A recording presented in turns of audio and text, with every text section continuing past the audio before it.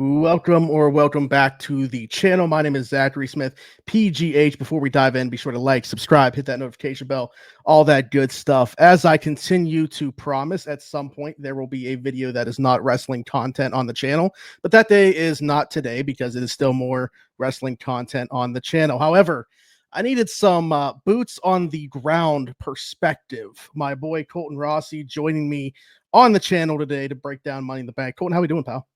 I'm good. Appreciate you having me on the show, bro.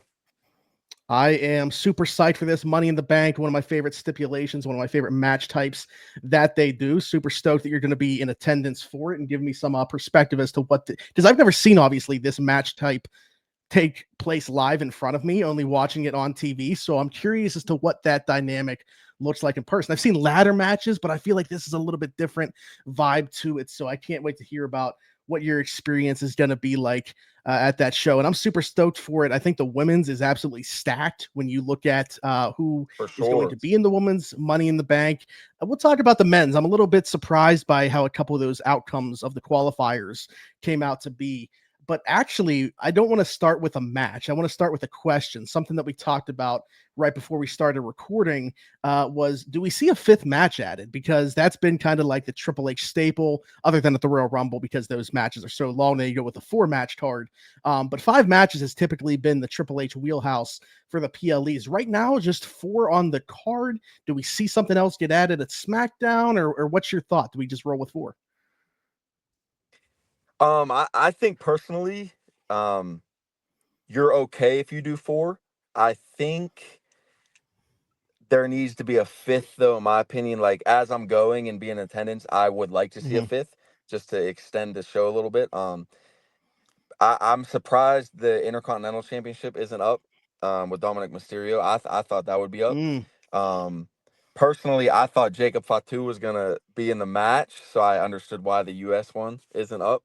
But if I had to say, I would say the SmackDown tag belts, maybe like a four-way match. But I think personally, if you did it like that, you'd have to do a ladder match.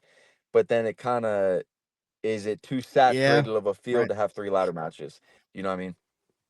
Yeah, absolutely. I mean, storyline wise, something else that we were talking about, when you do Backlash, a Saturday night main event, and then Money in the Bank all within a month of each other, it's kind of hard to like build those storylines out and give them proper time.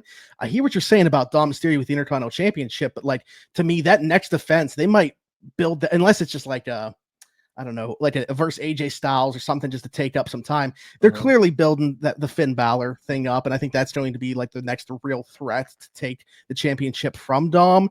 Jacob Fatu, I think the same thing could potentially be said about Solo. Obviously, a ton of animosity going back and forth there. I do think the SmackDown titles, if they're going to add something on SmackDown, the go home show on Friday, that would certainly make sense. I mean, we just finished out the qualifiers on Monday. Like, that's what I'm talking about.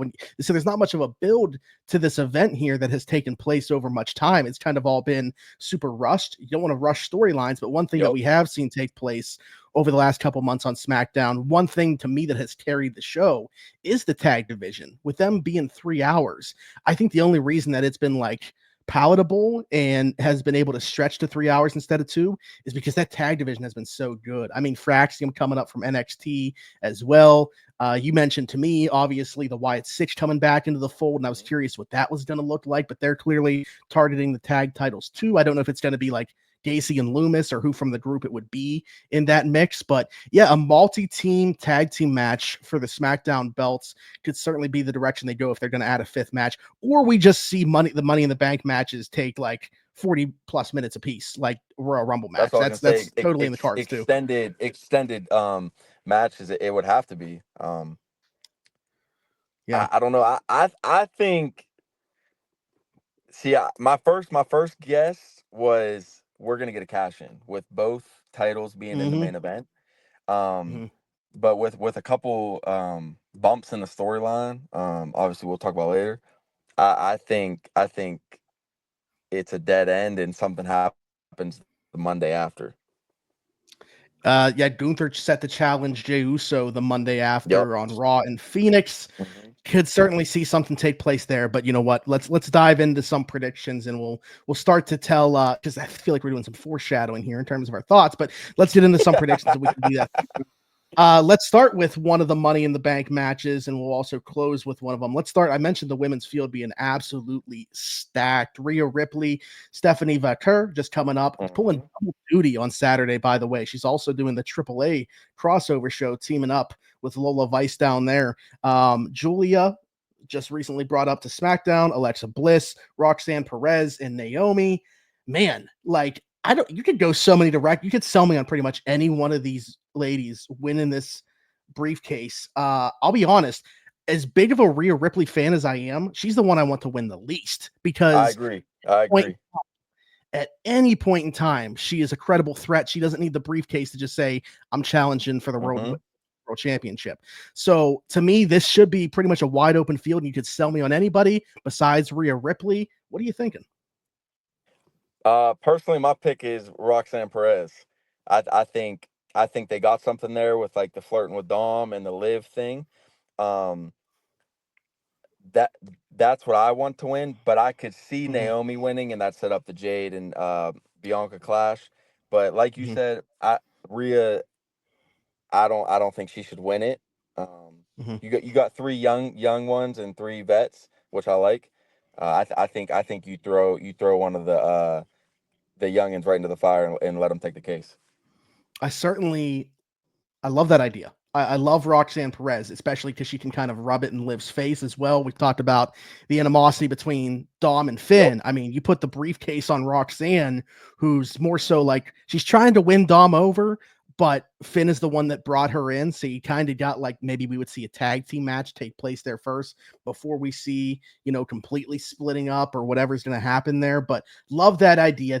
She was my pick months ago as my way too early. And I was like, strap a rocket to her, basically the 2024 version of Tiffany Stratton. Let's do that same thing in 2025 with Exactly. Roxanne Yep. Perez.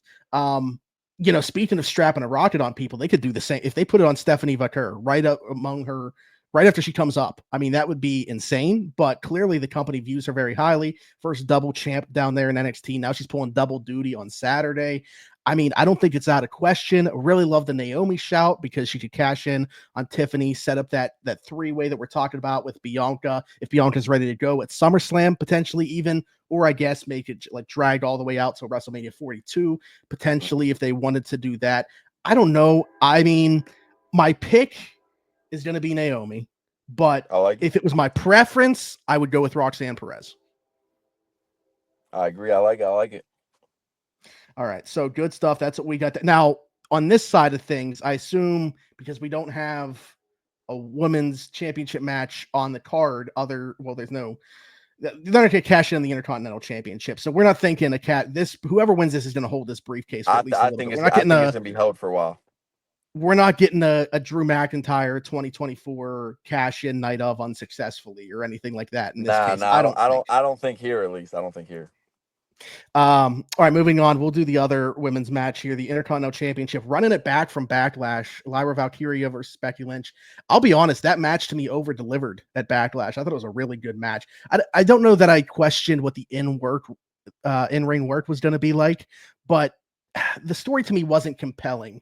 And I think that they've done a better job since that first match, now setting up the rematch. Not necessarily a stipulation, but they added some stakes to it where if Becky wins, Lyra has to raise her hand. If Lyra wins, Becky can't challenge for it again. I will say to me, what I feel like that does a little bit is tell me Becky's going to win because I don't think all of a sudden they're going to make it where she can't challenge for the title already. The one thing that I will question here is Becky's return came while taking out Bayley. I would assume we're waiting on that Bayley return in the pretty near future. Could it be right here in this event, costing one of them in some form or fashion? I think Bayley does return. I think she does cost Becky the belt because I think like you're saying, I think everybody is expecting Becky to take the belt, but like Triple H says, he's always reading Twitter and gonna throw a curveball. So I think Bayley does cost Becky, and that sets up their feud. And I think Lyra retains. Now, here's my thought. Is it possible Becky could win via DQ, so that technically she won, but doesn't win the championship. But with Bayley coming back, and then so Bayley attacks Becky. Becky wins via DQ because of that, but Lyra's also now pissed off because she didn't get to just beat Becky straight up and Bayley got involved. We get a triple threat potentially at SummerSlam.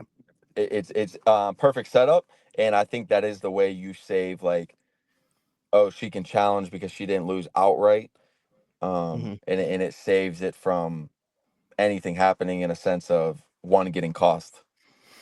What I will say is I also feel like it's about time that we get like some of these big this Becky versus Lyra was actually the singles match that I wanted at WrestleMania for the Intercontinental Championship, because I felt like from their inception, both on the Intercontinental and the US side for the women, like there just weren't many challengers. Like they didn't do, to me, a great job of building those titles up. The name recognition of a Becky Lynch or a Bayley now being in the title picture, I think just does so much for the credibility of that championship. It makes it something worth chasing, which is why I think at some point you got to get it on a Becky Lynch or a Bayley. And I think that's going to happen at SummerSlam, regardless of which one it is. I'm just curious now, is it Becky here or is it setting up the triple threat at SummerSlam?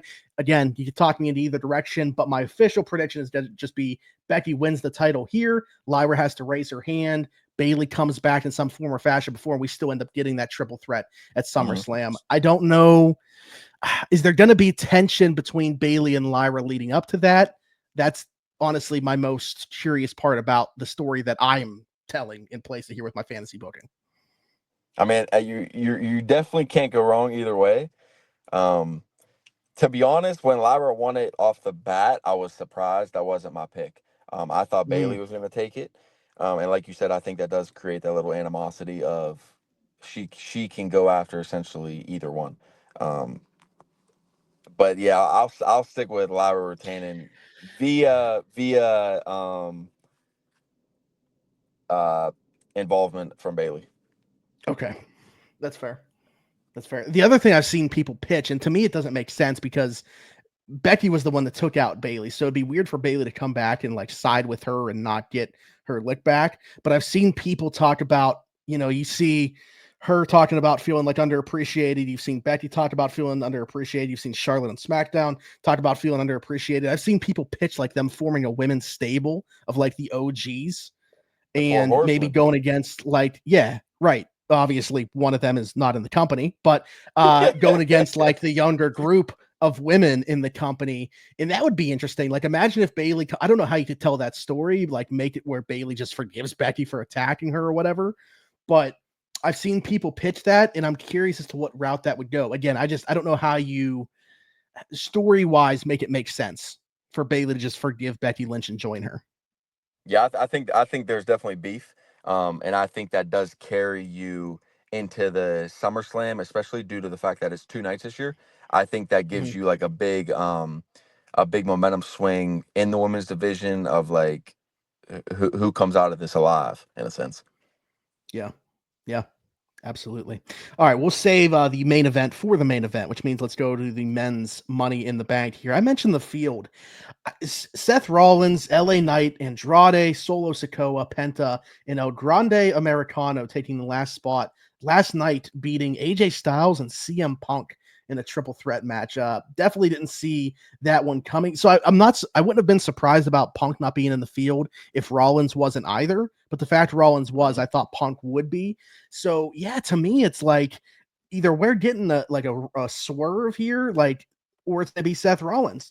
I mean, Seth Rollins makes sense in terms of the story they're telling with him trying to like completely overtake Raw and stuff. But I just like with everything that's been going on, his group of Bronson Reed and Braun Breaker costing everybody. You got to think there's going to be a lot of people gunning to cost Seth Rollins in this match. So if it's not Seth, does anybody else in this field like even make sense to you? The thing with, like you said, with Seth, because that is my pick. To be honest with you, I love that group of we're gonna whoop Oh your ass yeah, and tell you we're gonna do it. That's appealing to me. The fan of me likes to see that.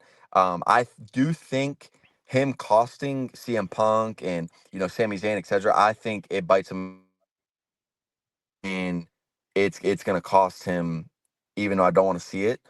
Also, I think Solo is gonna run into an issue with Jacob at some point, and I think Yeah. there's gonna be a little feud with Penta and Andrade, looking at Mr. Gable's alter ego, and Mm, that become a feud. So I don't want to see it, but I can see LA Knight walking out of here. You're in Los Angeles. Um, mm, he had banger after banger last year. He's a crowd favorite. I can see mhm. him carrying it with how good he is on the mic and stretching it a little bit. But the fan in me, I want to see Reed and Breaker get involved, and Rollins walk out, and then cash in. Um, With shit, I would love to see everybody laid out in the main event and then come down with the briefcase. But I think it happens That'd be Monday, wild. after the Gunther J match. I think that's what happens. So my prediction here, I'm gonna go with Seth Rollins. I Okay. do think Punk gets involved at some point though, and then I think the big dogs come out and handle him. Yeah, I just it's like if Seth wasn't in this field, it'd be interesting to ask this question. That's why I said like who's even the next guy? I guess you're right, it probably is LA Knight. I think there's like a couple other sub stories to tell here. I actually think Penta's the pivot for the guy to unmask El Grande Americano because of Ray's injury. So I think that's going to end up being, and then Penta I think is going to Yep, eventually form the tag team with his brother. So I'm obviously got off to a super hot start, and Penta's awesome, but I think for everybody that was hoping for like a ton of singles success, I think maybe going to be a little bit let down. I think he's going to be like in these spots, but never going to actually reach that height, and then he's going to end up ultimately with Ray Phoenix to hopefully do what they did with the SmackDown tag division on Raw, because I think that needs some loving over there and more tag teams over there to start cooking. Um, absolutely. so yeah, I'm gonna pick Seth here. I don't think that we're getting any type of swerve. To me, it would be a massive pivot to go to anybody else. LA Knight would be the second guy if I had to go with somebody. I mean, like you said, still super popular. To me, like his 2023 was basically what Jey Uso's 2024 was. It just didn't have that payoff that we were looking for. So I don't know. Maybe they finally pull the trigger in 25. But if you're going to do it now, it's going to make it look kind of weird that they just didn't do it in 2023 and go with Damian Priest at that time. But who knows? We'll see how things play out. But I like the Seth Rollins shout. I'm in agreement with the Seth Rollins shout. So I think Seth Rollins wins Money in the Bank here.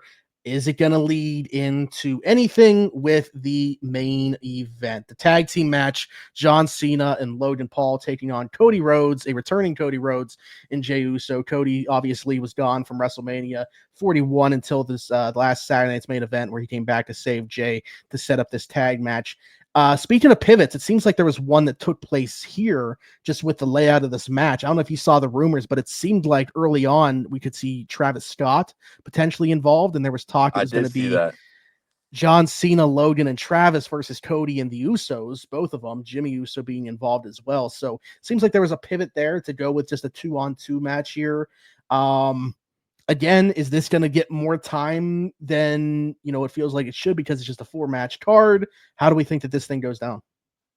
I think the only way Cody and Jay lose is if it's involvement of a cash in.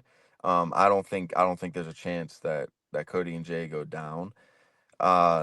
Once again, me being there, I would love for all four to be laid out, and you hear the burn it down, and it just happens. I don't know. Something is throwing me off because why are both titles in the main event going against each other? Because they're damn near laying there. If it's a Mhm. banger, which it could be, it has the potential to be.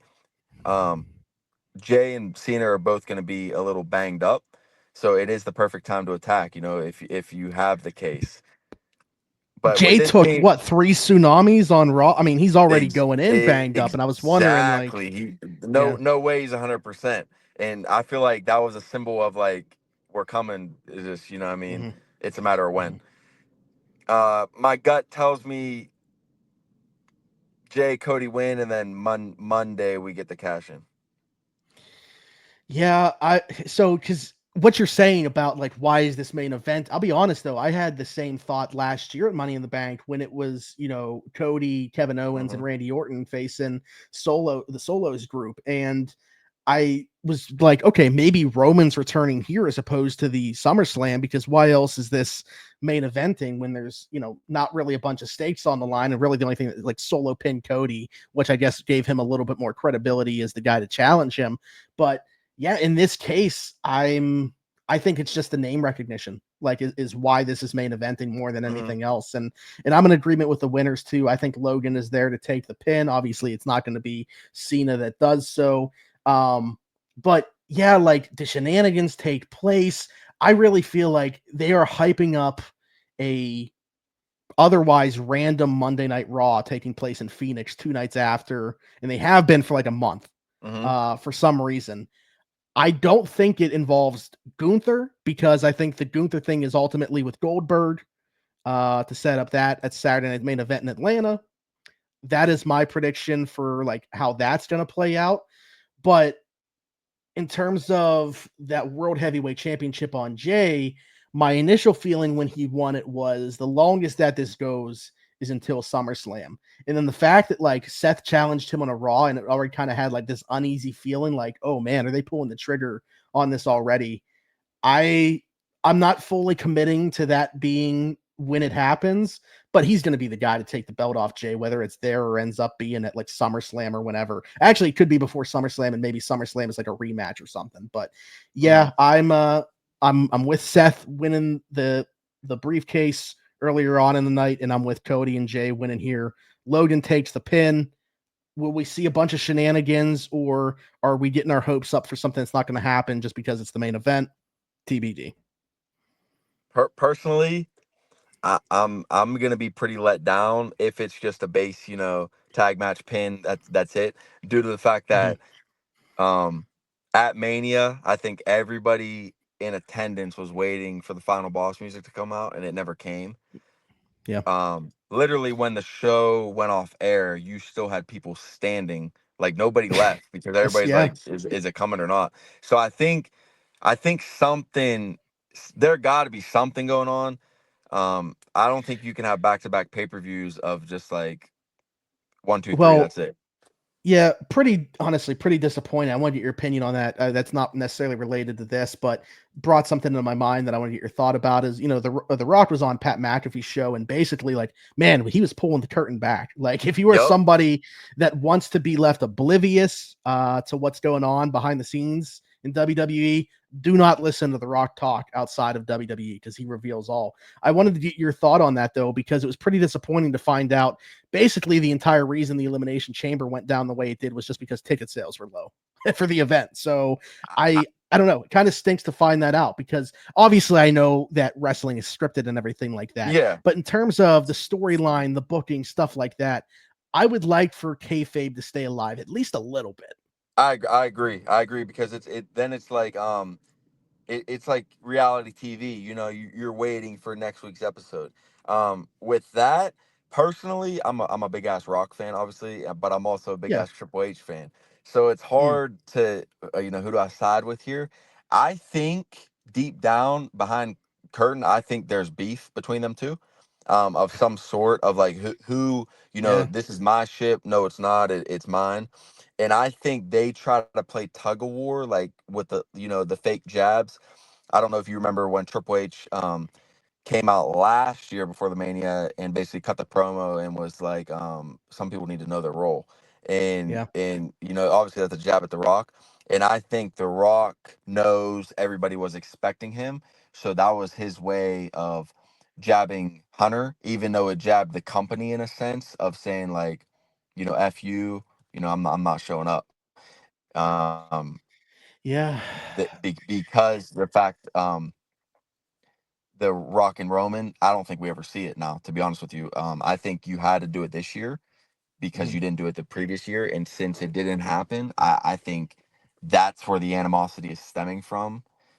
There was a rumor, I don't know if you heard this as well, of when Cody won, he was supposed to pick Seth and he pointed right at Roman and he kind of went against grain and that's why they had to roll with it.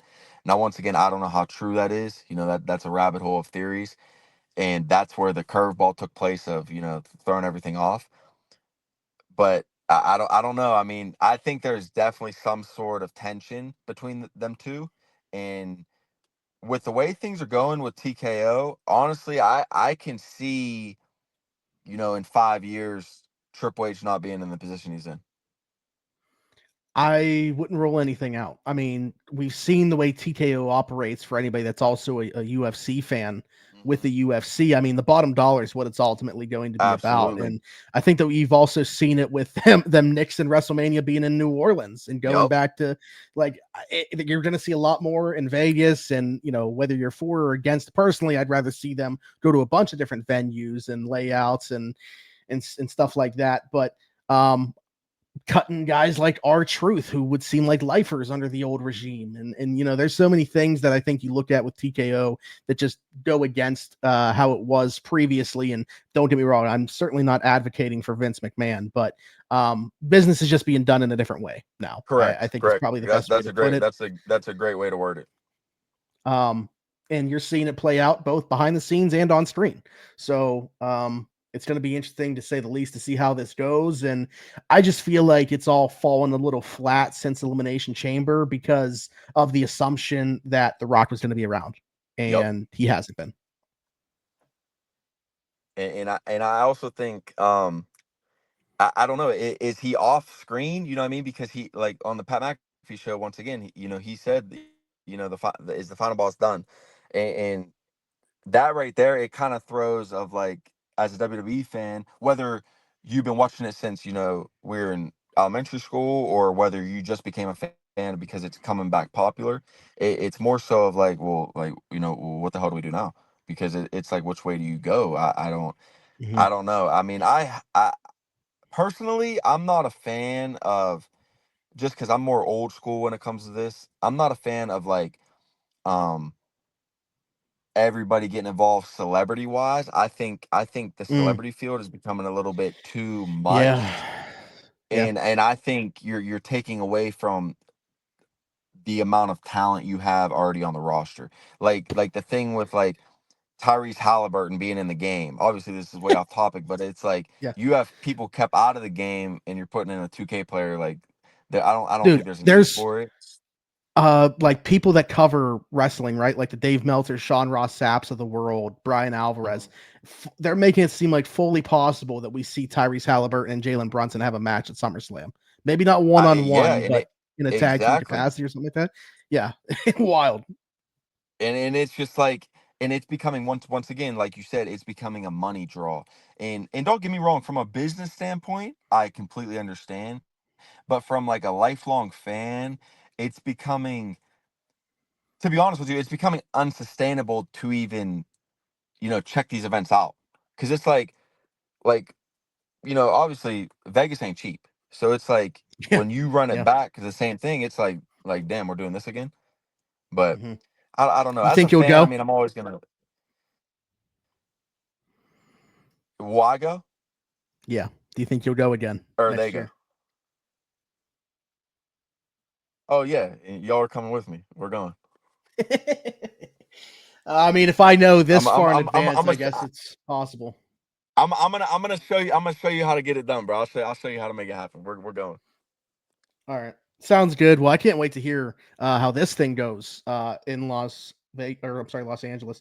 Money in the Bank taking place at the Intuit Dome, the same place, same site as the Raw on Netflix premiere took place, which, by the way, that was a great event. So I'm, again, very interested to see how Money in the Bank looks, and very interested to see what your feedback is in terms of what an event like this is like in person. But yeah, appreciate you joining me on the channel, giving me your thoughts, giving me your predictions, and we'll have to make it happen again.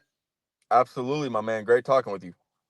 All right, guys. Again, be sure to like, subscribe, hit that notification bell. A bunch more content on the way. Drop a comment, leave me your predictions. But until next time, Zachary Smith. Talk to you then.